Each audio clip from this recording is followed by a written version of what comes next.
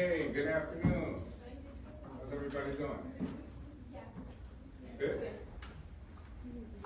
Who's our next group for Wednesday to present? Who's our next group members for Wednesday? Who remembers that they're going next? Okay. Did I not hear it? I think they're going Are you presenting next? Okay, well, Wednesday. You can be prepared. For Wednesday? Yes. Okay. All right, moving along. I'll put up another discussion post for the next chapter as well as this one. Last week we learned about memory, how memory works, right? We learned that there was short-term working memory, things that require mental energy. We touched a little bit on long-term, maybe towards the end of class, I'll revisit that. And say, hey, we remember, recognition, recall, these things are all different. Some people can recognize things, so they don't have good recollection, right? And we associate things to other things, right? We reference different mental concepts to other things, different words, images, etc. So in this chapter, we're going to talk about learning, how learning works in the human mind, how learning was kind of discovered in a scientific view for us to make sense of it, some sort of empirical way, so we can study it, and the different sort of theories or models that we have for learning. We're going to talk about classical and operant conditioning. Who's heard of classical or operant conditioning? What can you tell us? Just whatever you remember. Or you just remember the term itself. I forgot, like, when I learned about that, I think it was like the dog experiment. Pavlov's dog? Yeah. Okay, we'll talk about that. Great, something. I don't remember the specifics. So you remember the term? Yeah. Okay. We'll talk about classical conditioning and operant conditioning, right? As well as observational learning. All right, so next chapter, we're going to cover classical, dealing with Ivan Pavlov's studies with canines. We'll look at operant conditioning, some of Watson and B.F. Skinner, right? Pretty famous American psychologists. Observational learning, and then once again, looking back at the beginning. Okay, so when we think about learning as psychologists, we say really there's only one sort of innate sense of learning, right? And that is through observation. Or in some case, some sort of abstract learning, right? Where you're just using your creative mind. But how do we get this stuff in our brain for us to even think about it, to create steps for things to make sense, for us to learn, right? We need something. We need something that's stimulating in order to reference one thing to the next. Now we do have automatic processes and things that we say, hey, we have this nervous system that's automatic. It does its own thing to a degree. When we're hungry, right, it changes our mood, it changes how we think. It may put our mind in chaos, it may bring anxiety to some degree, right? So when we look at Pavlov with classical conditioning, we think, okay, what's automatic first to a dog?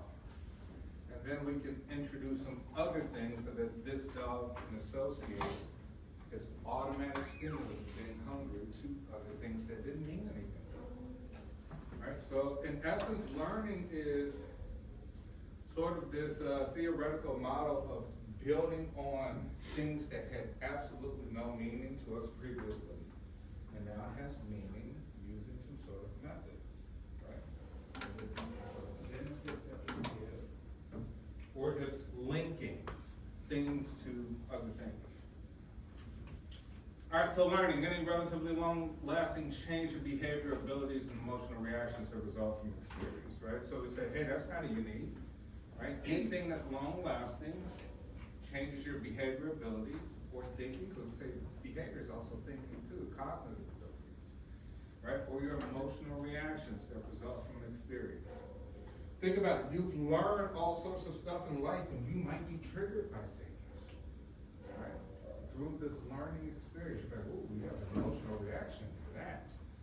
Why do you associate that to something emotional? Why is that word trigger? Why is that concept trigger? Right? You've been conditioned, you've learned something.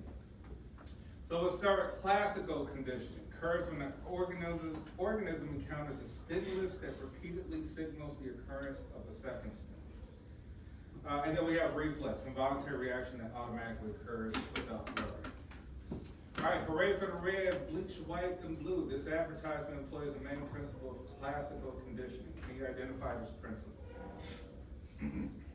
What do you associate in your mind with this advertisement?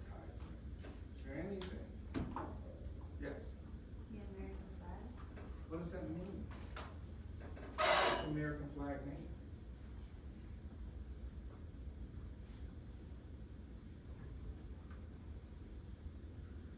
Some sense of pride, maybe, right?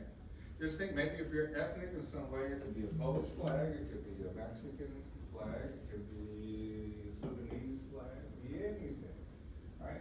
And at mine, you associate maybe some sense of pride, even beyond it, you start associating other things, food, types of people, blood, behavior, all sorts of things. So here we're linking, hey, a child smiling, children smiling, for that matter, with these patterns of the American flag, right? We're trying to link it with this experience of time. Crafty advertisement, right? Marketing itself is highly psychological. It's trying to influence you in some way by associating one thing to the next, so you have an emotional reaction and stimulates you to buy. All right, classical conditioning in everyday life. We can produce negative and positive emotions. We can hear a sound, and that sound can make us angry. Like, why does that make you angry? Like, oh, because of this one experience of the sound. Like, oh, it's permanent. Like, yeah. Even 20 minutes later, I still get a reaction from that sound. A particular smell, you're like, oh my gosh, that's nostalgic. It smells just like grandpa. Right? That particular smell, it had a memory to it. It has a fond memory, emotions, and thoughts to it. It took me back. Right? And we can change reaction to specific sights and sound that also types of people, for all types of people and places. All right, so Pavlov, right? Ivan Pavlov. Russian sort of physiologist, right? He studied anatomy. He was trying to learn about dogs' digestive system so that he can understand the human digestive system. He actually won a Nobel Prize for this bill. I think originally he wanted to do like Russian Orthodox priest, but he ended up going into his field studying dogs for about 20 years. And sort of his methods of study were kind of cruel in modern standards, right? He had these dogs kind of sit in these contraptions connected to his salivary glands, right? Their saliva glands. The dogs couldn't move. He would study them. They're in these conditions where it's probably really stressful. And what he would do, he would kind of put out this meat powder, this protein powder that had the smell of meat, right? So he wanted to see, hey, how's the reaction of the salivation, which means hunger for dogs, right? Same thing for us, right? Our mouth starts to water. We say, oh, our mouth's starting to water, right? We produce more saliva when we're hungry.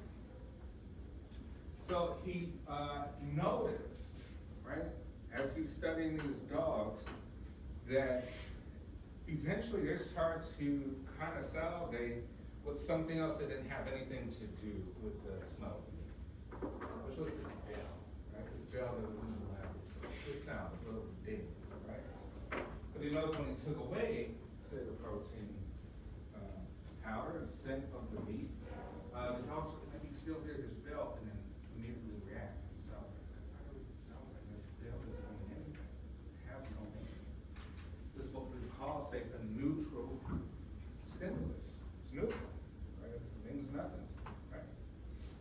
And so he kind of went down this rabbit hole to say, interesting. I wonder if that has anything to do with like linkages in the mind of one particular thing to the next. So he went down this rabbit hole. So he kind of concluded that there's they found a food trigger salivation, which we call automatic stimulus, which doesn't need learning. No one has to condition you to be hungry, right? It needs no work from other people whatsoever. You work in the environment itself. It's something that naturally happens, which we will call an unconditioned stimulus, right? So we'll learn about unconditioned stimulus, neutral stimulus, conditioned stimulus, right? So you say unconditioned, it happens automatically. Nobody needs to teach you to be hungry, no one needs to teach you how to go to the restroom, no one needs to teach you a lot of things that are maybe just innate natural processes, unconditioned, right? And so how does this work? How do we take something that's neutral, the sound of something, the smell of something, a word, right? Anything, a touch, anything to do with the senses. How do we take something and make it finally connect with you so that you respond in a particular way, right? And that's essentially what we call classical conditioning, learning to some degree. Think of the phenomenon like, oh, I hear words you're speaking and it makes sense and there's definitions to them and we communicate, we talk to each other. This is kind of magical to some degree. Some little way it doesn't mean anything unless we gave it meaning, right? We give the language meaning itself. For what I'm speaking of here, it'd be some alien language if you didn't understand it. But you do, so it makes sense, right? So it's not a foreign concept. So he concluded that there's a connection between food and salivation as this biologically determined reflex. All right, stimulus response connection. Pavlov recognized that the essence of classical conditioning is the lessened connection between two types of stimuli, right? One, unconditioned stimulus. We already talked about that. And then unconditioned response, right? Reaction to an unconditioned stimulus that occurs automatically prior to any learning. Then we have conditioned stimulus. An event that elicits a response from an organism only after the organism learns to associate it with another stimulus that already provokes a response, right? So we want to condition you. We have conditioned you as children. You went to school. You recognize that A is the color red when letters don't have colors. It makes no sense, but it does make sense. It doesn't matter. It has meaning, right? We've conditioned each other. We've conditioned a lot of things. You may have been conditioned operating on some sort of mental program for your life philosophy. You're like, oh, I don't believe in this. I don't believe in that. That makes no sense. That's not logical. Another condition.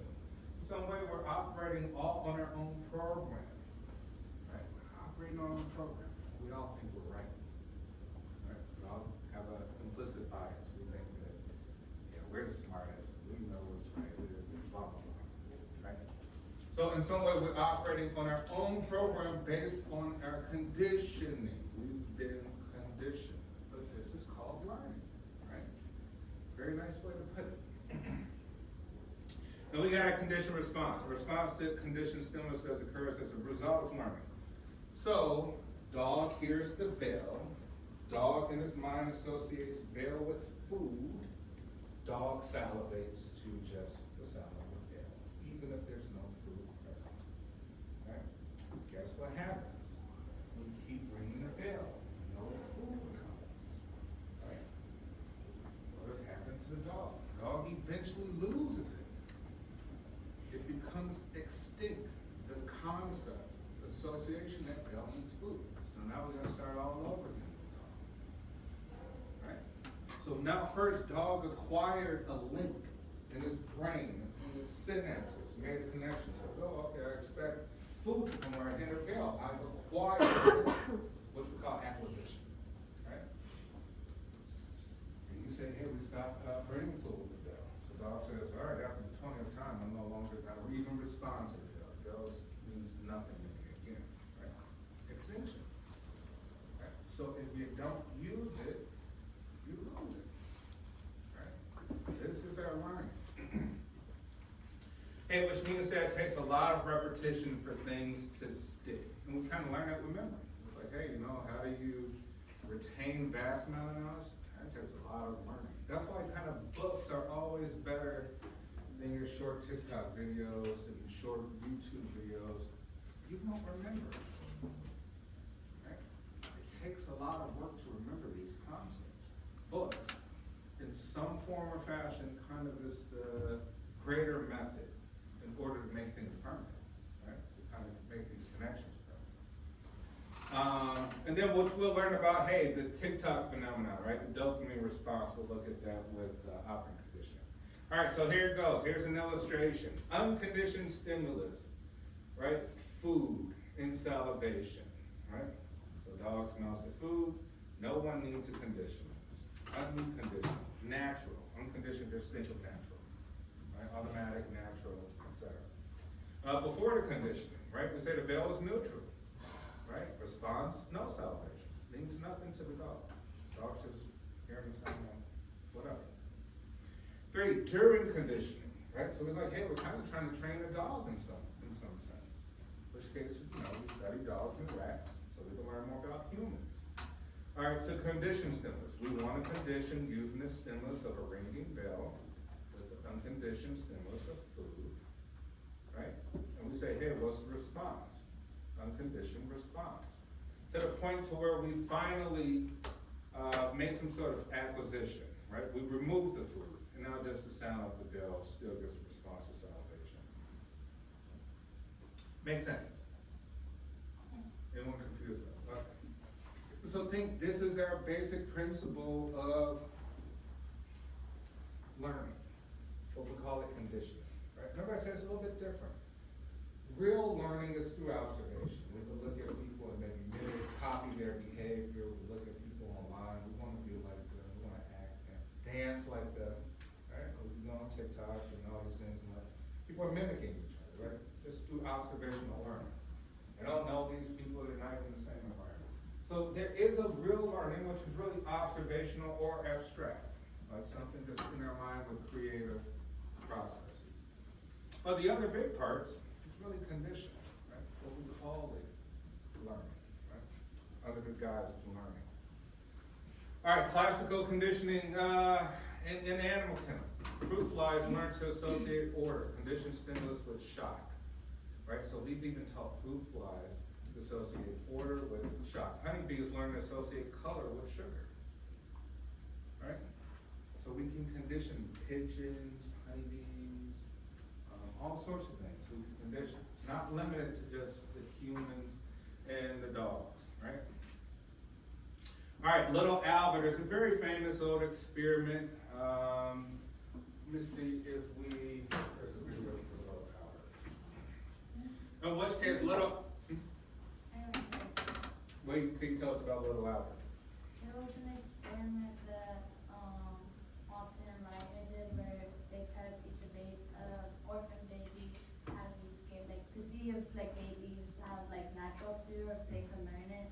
So they tried to make little Albert scared of like a rat, was like scared, like making noises with the rat, or like, just like keeping it around him, and eventually he did learn how to be scared of like a rat. Correct. Right? Basically learned fear, conditioned fear. So it's like, hey, it's not just like learning these phrases, concepts. We could teach people how to be afraid. We could teach you how to be stressed out. Right? So in essence, if you thinking of your own anxieties or stress, you're like, interesting. Was I conditioned to be this way, to be stressed out, based on these associative things in my mind, mental concepts? So basically, they taught little Albert how to be afraid, right? By just illustrating, I believe it was a rabbit, with really harsh sounds, right? Just trying to link harsh sounds with the concept of a rabbit, right? Like introduce. So think about that too. We all probably grew up with scary movies that we saw as a kid that we can't get out of our heads, right? And now we're still afraid of that thing, whatever. Freddy Krueger, some killer teddy bear, right? Anything. Clowns are a big one. Like, what's so scary about clowns? Right? So everything has a meaning, has an origin. We can't just say it's just because, right? Which means that there is some link, probably somewhere in the past, of being conditioned with clowns. That'd be something we saw as a child. Quickly, let me see if I can find a little Albert video so we can get an illustration.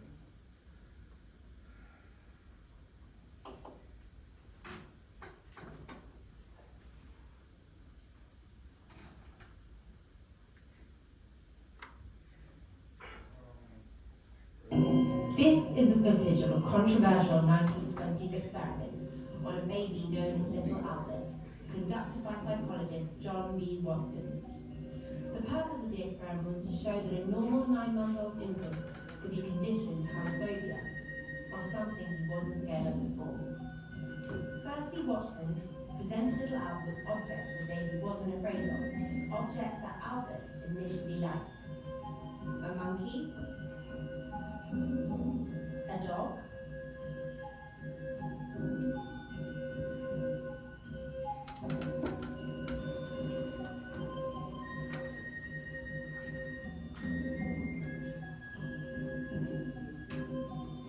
a rabbit,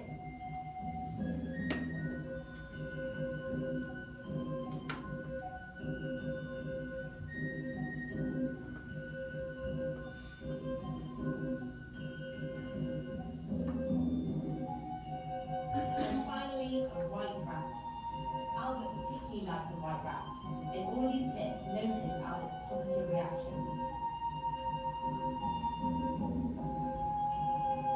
Now in these clips is where the conditioning starts. Each time Albert tries to touch the white rat, a loud iron rod is struck to upset him.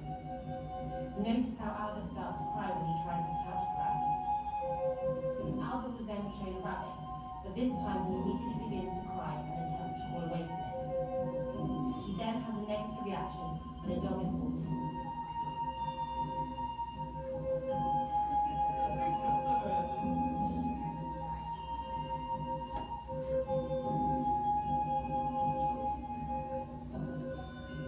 And then little Albert is agitated with steel fur coat supported.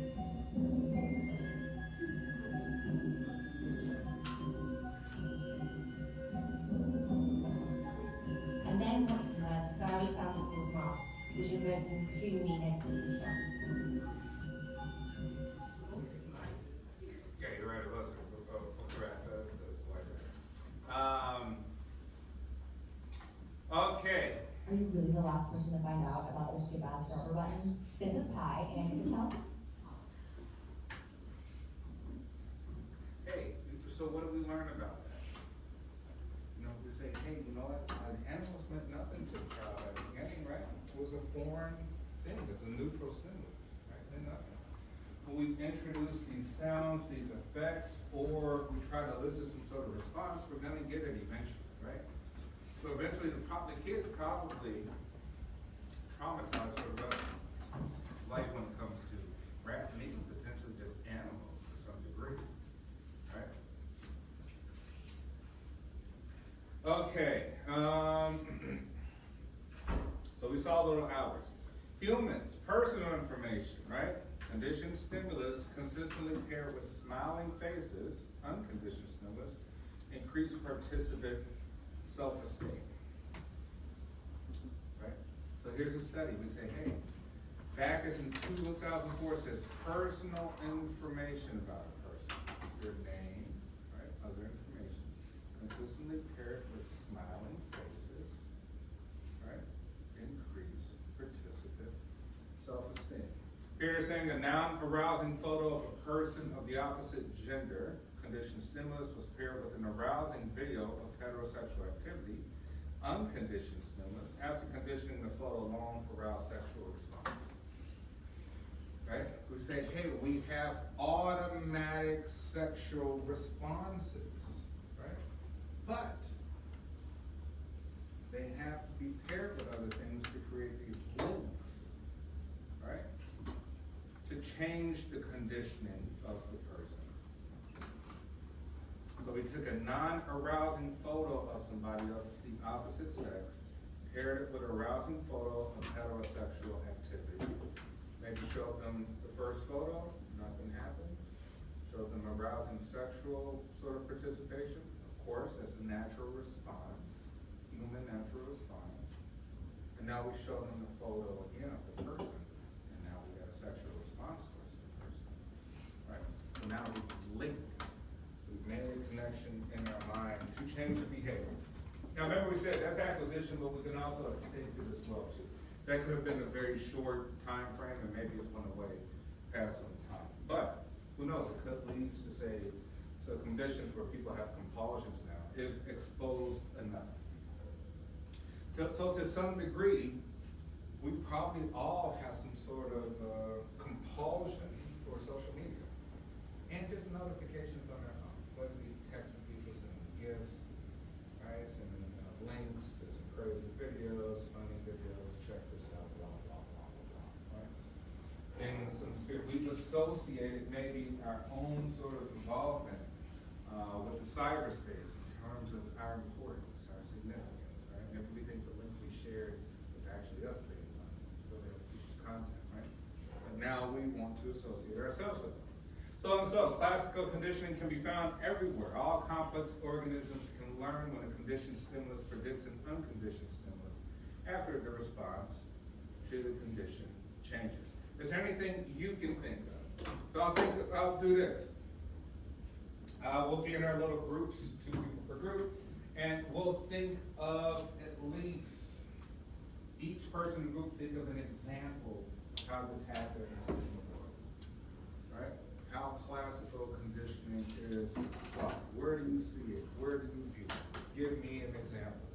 I give you about 3 minutes to talk it over with your groups, so go ahead.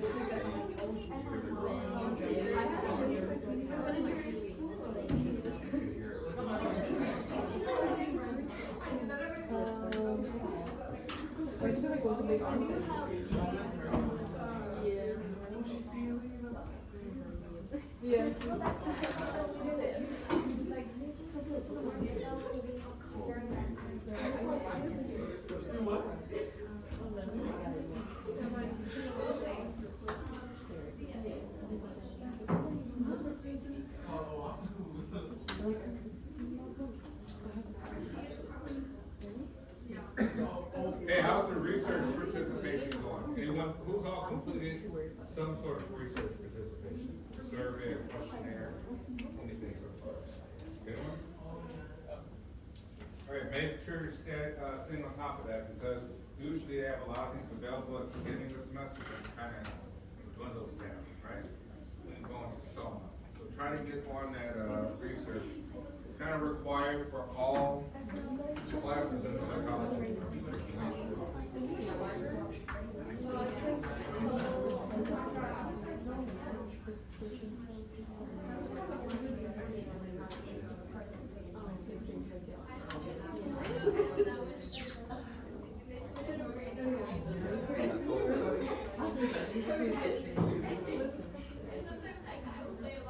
Hey, has anyone been to the Museum of Ice Cream? Downtown Chicago. No? Think about taking it. All right, what do you think? Is there anything you could think of? Nothing. Anything you could think of? In a natural environment. Here. We said like when you see a cop, like you slow down so you know what the consequences are. Come back. Yeah. Hey, think about it. Immediately you see law enforcement behind you, or in front or somewhere, right? And you're driving, you're texting while driving, you're doing all kinds of stuff. And immediately you probably slow down, right? We've associated the cop with danger in some way. Cop is potentially dangerous, right? Danger to you in that particular case. All right, so police officer, law enforcement officer, here. We said that, like, I thought of it, like, in the back old times, when, like, people thought that many people were, like, witches or whatever, and so they had to, like, they would, like, punish them, and would, like, reward them if they wrote with their right hand, and so, like, that's what came to my mind.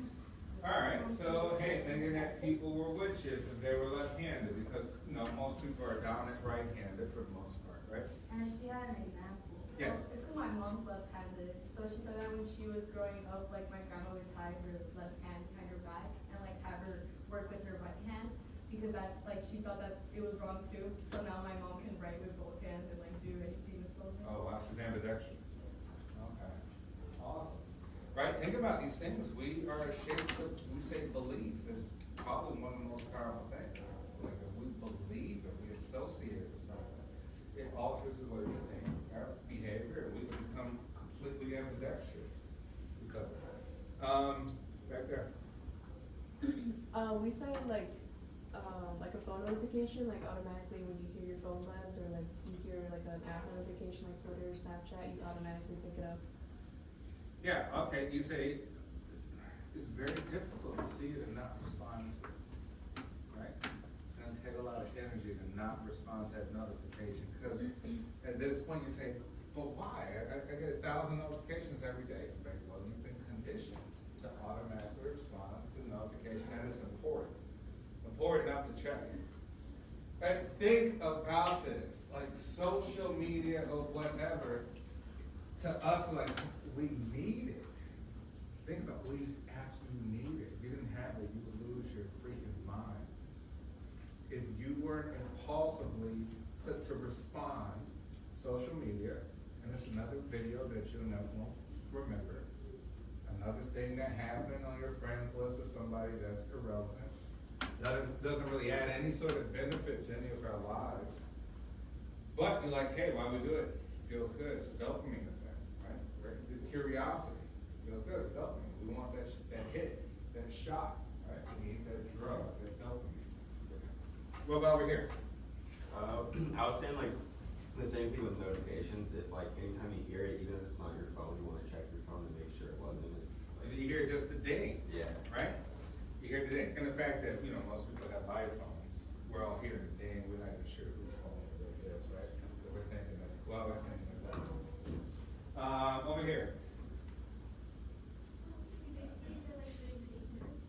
I love doing conditions like never getting to the car with something random or like no talk to like random people. But then now like Uber and like Interesting, right?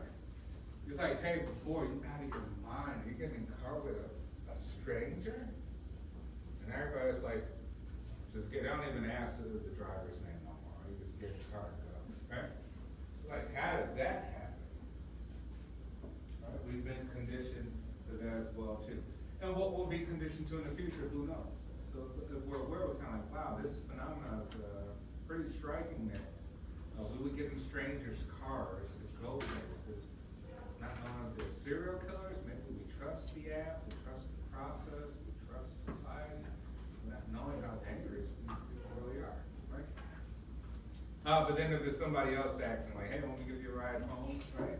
You go on a date on the first day, you're like, no, I'm cool, right? But you trust the person. What about him?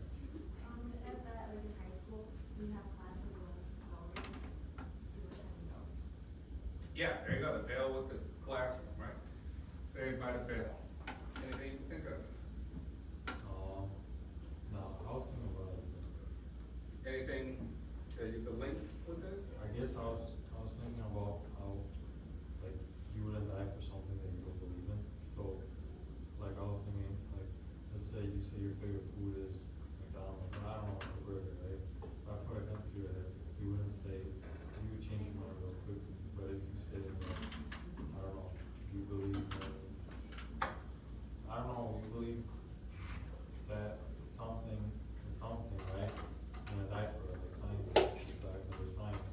Like, you die for stuff. Yeah, I mean, think about it. We say gangs. Hey, wanna join the gang? Wanna join the cartel? Wanna join the mafia?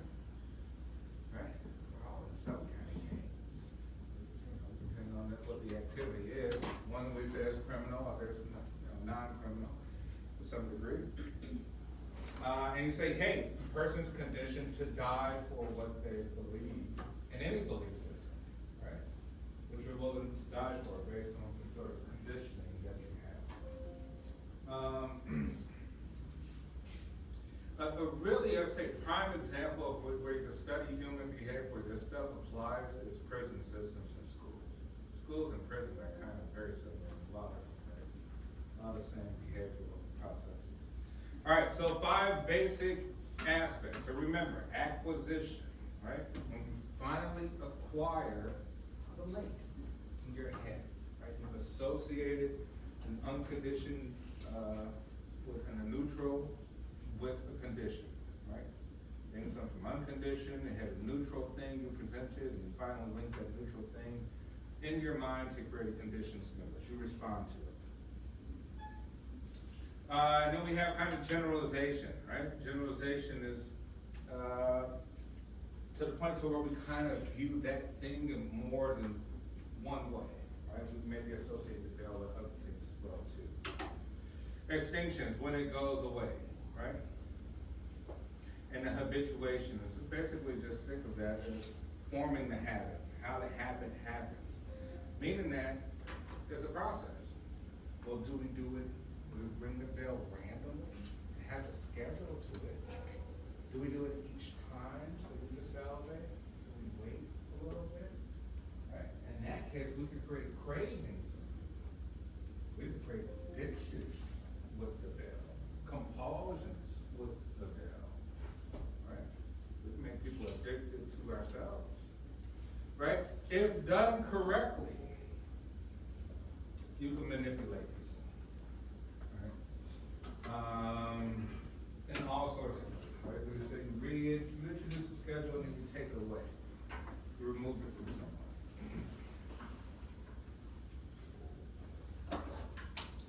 All right, acquisition, we said attaining. Question asked in the study of acquisition, how long should you wait after presenting conditioned stimulus or presenting the unconditioned stimulus to optimize acquisition of a conditioned response? Quick acquisition. Do animals have a sense of time? Do animals learn to associate conditioned stimulus and unconditioned stimulus? Gradual development. So this could be a good study. Like, hey, do dogs have a sense of time? Are they expecting the bell in 5 minutes, in 5 seconds, in 1 minute? How does that work for dogs? That would be an excellent study, right? And how do animals associate conditioned stimulus and unconditioned stimulus? Is it quick? Is it gradual? What's the process? We're saying here, look at the timing of conditioned stimulus and unconditioned stimulus on the x-axis, right? We got the conditioned stimulus, unconditioned stimulus interval in milliseconds, and then we have the conditioned response. Right? So you say, hey, you know what? 0 to 500 milliseconds, there is a high conditioned response. Right? Spread it out over more time, it kind of goes away. That's how we know that this is actually a process. Right? A process that can be extinct and can actually be acquired even further if you were to adjust a few things, the time frames of these things. Spontaneous recovery, reappearance of an extinguished condition after a period of delay following symptoms. You learn how to ride a bike. Remember we say at some point it becomes long-term memory. You permanently know how to ride a bike, but you don't know how to ride it well and have the road in the long term. Right? So you get conditioned to know how to ride a bike, but it's extinct maybe immediately. So you have to kind of repeat the process of writing before you're like, okay, now I perfected it. Right?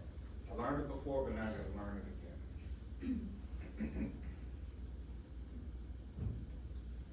All right, and then habituation, right? A lessening in response that occurs when a stimulus that normally evokes reaction in the organism is presented repeatedly, does not involve pairing with conditioned stimulus and unconditioned stimulus. Occurs all the time. We say a lessening in response. Think about this now. We go and we see hyper-violent videos. We go watch beheading videos. Probably most of us won't even really cringe. That shows that we all been desensitized. Now we see the fighting videos, we see this. At some point, we're all desensitized to a lot of the stuff. It lessened the response because our exposure to it is so much. Some way we might be slightly all sociopathic. We might slightly be all narcissistic in some way, right? Because we've been desensitized through prolonged exposure to things on the internet for the most part, right? Visual media. Compensatory responses, biological reactions that are opposite of the effects of the stimulus and attempts to counterbalance those effects. So in some way, we could say it could be the opposite of the effect. Right? Dog doesn't respond to the bell. Dog may get aggressive to the bell. Right? There's something happening where we could create the opposite, something different. Maybe the bell will make the dog even hungrier or not hungry, right? Something different than what we expect. Learning to like food. Food preferences vary across cultures. In some way, yes, partly genetic, right? We say, hey, we have the genes of our parents are a certain ethnic cultural group. There's probably a propensity to like X, Y, Z type of food. But in other ways, we've been conditioned to like the food that we like. Food preference are learned through social and classical conditioning by creating connections between food, nutrients, and appearance of flavor. So not only do we like the way it tastes, we like the way it looks, we like the way it smells. It's sort of complicated process, but we've been conditioned to like certain foods because of that reason. Here's some research. Participants developed a preference for flavors that were associated with the body receiving needed energy, right? So if you feel that it's healthy to you, you may begin to like it. Even if you find out later it was a placebo effect, that it wasn't really healthy for you, right? Kind of what we do now, right? Going online and everybody's talking about what's the new diet, the new thing to eat, organic this, organic that. You read the back of the label, a lot of times it's not organic, it's just a prescription that the law allows for some reason. But we like it, right? We like it because we link it to being healthy to some degree.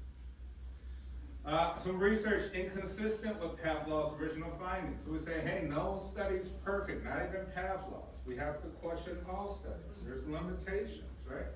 There could be some questions that we say, hey, that's not fully right, Pavlov. We say there's a failure to learn association between the conditioned stimulus and an unconditioned stimulus that occurs if the other environmental stimuli already predict the occurrences of the unconditioned stimulus, right? So you say environment matters, right? Could have been some things in the environment that necessarily kind of induced to respond to the bell, right? So there could have been some limitations. Blocking research shows that classical conditioning is more complex than Pavlov proposed. In addition to learning simple associations, animals acquire information about their environment. So we say, hey, we're trying to understand it from a human point of view, but that particular animal has so many different heightened senses that maybe we can't fully understand how the process truly happened for the dog, right? We're making a set of assumptions, right? Observations, right, that we see, but there's still maybe something else. They say dogs can't really see in color. Is that a fundamental factor in the study? I don't know. Dogs have hypersensitive smells, but was the dog still smelling the food? I don't know. The dog could have smelled the food from when it went away. Something, right? We always want to question a lot of the research, which means that part of the scientific process. Learned helplessness, right? We think learned helplessness. We are raised and conditioned to say, there's no hope for me. It's me. I give up. I'm just bad. I'm not a good student, right? I'm a failure. I'm a loser, right? I'm this and that. Anybody interesting? Where did that come from? Right? Trying to figure it out. We say, hey, learn helplessness. Severe reduction in motivation that occurs when animals learn that their own behavior cannot control unpleasant outcomes. Remember, Stoic philosophy. Anyone ever studied Stoic philosophy? Familiar with Stoic philosophy? Right? You're only in control of your actions, and you are basically in no control of the external world, right? That's a pretty good philosophy. That eliminates a lot of anxiety. Greg, you're stressed out about what? About this and that. Like, can you control that? You're like, no, why are you stressed out about it? I don't know, because I was taught that way, right? I was taught to have, you could be taught to have stress about things you cannot control, which may give unpleasant outcomes. So there's been sort of research with dogs. Study of first year, here go you guys, right? First year college students learn helplessness and grades. Anyone have this sense of learned helplessness with your first year of college experience in terms of your academic performance or anything, feeling imposter syndrome, right? Or feeling not good enough, or just your uncertainty about this whole college experiment that you're partaking in? Anyone?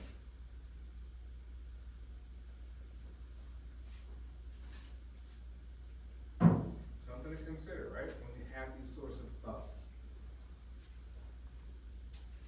All right, conditioned taste aversion, or Garcia effect, the rapid learning of a connection between the taste of a food and illness that occurs after consuming that food. Taste aversion. Anyone ever had food poisoning? Who would tell me what they had food poisoning from? What kind of food? Right? So if you've had it, let's say you've had it from a particular type of food, you may avoid that food at all costs. Even though you think logically, like, well, one restaurant shouldn't correspond to another restaurant. They're two different places, right? This was just a bad experience with this particular restaurant. Why would the other place have spoiled food or food that's gonna make you ill? That would be the logical. It doesn't work that way. So we condition our taste aversion for things, particularly if it happens at a young age. If we've had a negative experience and got sick from a particular type of food or even a taste, that taste is disgusting to us in the future as adults. And then preparedness, the ease to which associations between a stimulus and a response can be learned as a result of species experience over the course of evolution. Some stimulus easy to learn. Which basically say, hey, genetically, evolutionarily, we have some things that we've learned already, right? Prenatal, pre-birth. Right? We've already had some learning, some things that does not require some conditioning for. Right? Could be genetic. That we associate in our minds based on some sort of stimulus. Every year in the U.S., more than 30,000 people die in traffic accidents. Only about 10 people a year die from snake bites. Yet many people are fearful of cars. Why? Basically, it shows that we aren't fearful of cars, right? Like, hey, the number of people, 10 people a year versus 30,000, it's not going to stop us from driving, right? But we've been conditioned to be extremely afraid of snakes, and snake bites.